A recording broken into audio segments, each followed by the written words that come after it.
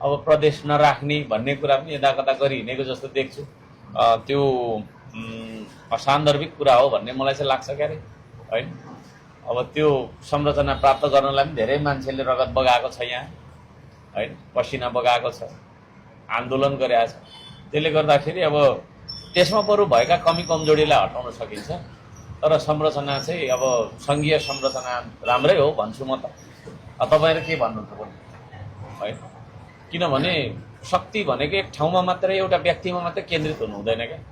अहिलेसम्म चाहिँ के देखियो भन्दाखेरि शक्ति जति सबै काठमाडौँ सिंहदरबारमा केन्द्रित हैन, अनि यतातिर छैन, स्थानीयलाई पनि छैन, अनि त्यहाँदेखि केही पनि छैन। हाम्रो त सो सामान्य खेताला टाइपले काम गरियो, त्यसरी बिताइयो समय हैन। गोठाला खेताला टाइपले अधिकारै छैन, स्थानीय तहमा त झन् छँदै छैन, केही छैन, केही नै गर्न सकिँदैन।